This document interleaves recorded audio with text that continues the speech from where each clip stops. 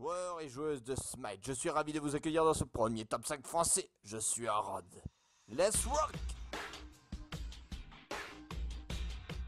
Guan Yu. En 5ème position, Youskiller, qui nous prouve que le saint de la guerre, Maître Guan Yu, peut tenir tête à une horde d'adversaires sans jamais tomber. Mais il nous prouve aussi, par ses compétences, que la chance n'est pas la seule à régner sur le champ de bataille des dieux.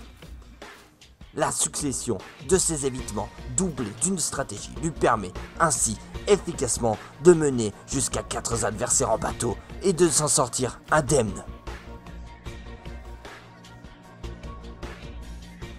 Grâce à sa rapidité de mouvement, il échappe de peu au Crodanur et se permet même de nettoyer une vague de soldats avec sa Hog.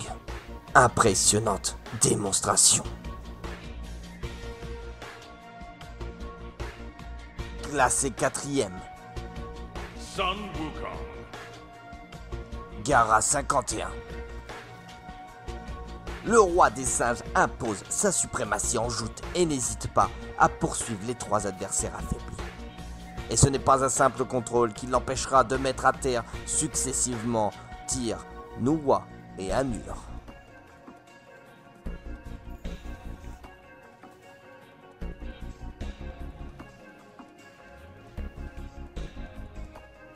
Dans un premier temps, il adopte sa forme d'aigle pour se rapprocher rapidement de ses cibles. Un contrôle de courte durée n'empêchera pas sa détermination, et sans utiliser de compétences, il poursuit facilement ses proies.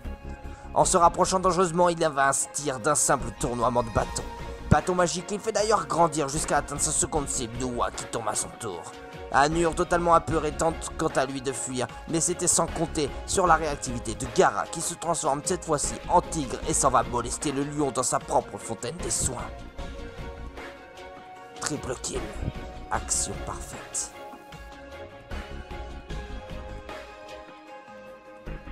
Classé 3ème, Lewi 401.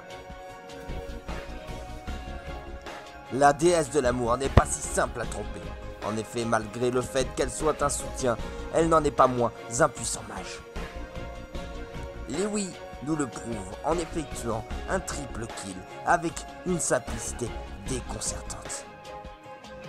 Malgré un engagement un peu surprenant de la part du Bacchus, et malgré le fait que le dieu du vin se concentre sur Zeus, Lewi quant à lui garde son sang-froid et vient embrasser le dieu du sel pour lui offrir sa protection. Zeus quant à lui déchaîne la foudre sur le terrain et fait reculer en urgence ses adversaires dont Apollo gravement affaibli. Il ne fallut pas plus de temps à Lewi pour comprendre qu'il fallait maintenant être agressif. Malgré la perte de son équipier, il évince Apollo sans grande difficulté avec son back-off et n'hésite pas à engager Bacchus qui se trouve maintenant entre lui et Nuwa.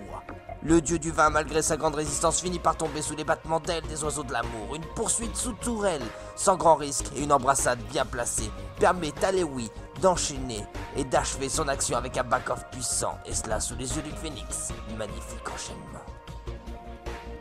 La médaille d'argent revient à Dekest. Dekest nous prouve ici-bas qu'une sortie de combat avec vraiment très peu de points de vie n'est pas forcément due au dieu de la chance. Une bonne synchronisation avec son soutien et un timing parfait de ses compétences lui permettent de s'en tirer vivant, lui et Aphrodite, d'un combat pourtant mal engagé. L'Hurler Unbat accompagné de Chang'e d'Aret n'hésite pas un seul instant à engager le combat. Le totem de la peur contré aussitôt par l'immunité d'Aphrodite permet à Dekest d'enchaîner l'euro des dieux qui immobilise ses cibles, tandis qu'il leur brise la jarre sur la tête. Chang'e Unbat meurt ensuite sous les ailes des oiseaux d'Aphrodite. Ares, quant à lui, tente les chaînes avec son ultimate. Dekest, qui était à 3% de ses points de vie, finit par se sécuriser grâce à sa bite et termine l'action à seulement 1%. Renversant.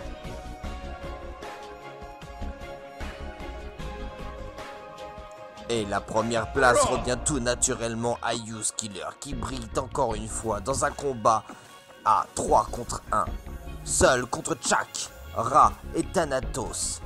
Youskiller, contrôlant lui le dieu du soleil Ra, ne s'en laissera pas moins impressionné et esquivera grand nombre de compétences et réduira au silence consécutivement 2 adversaires qui dominaient pourtant le combat précédent. Il évincera ensuite Thanatos qui tentera en vain de venir le chercher à l'aide de son ultimate sous la tourelle.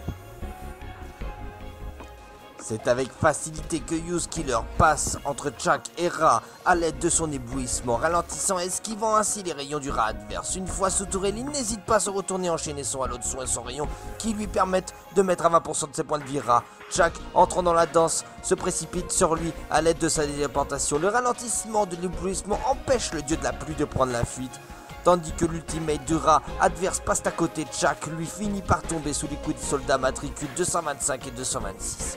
La peur ne fait pas partie de son vocabulaire, c'est avec 18% de ses points de vie et les soldats restants qu'il éblouira une nouvelle fois Ra et le terminera d'une seule attaque de base.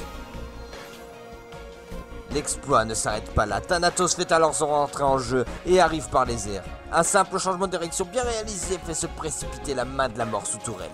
Une esquive bien construite et un halo de soin lui permet de défier la grande faucheuse qui finit 6 pieds sous terre.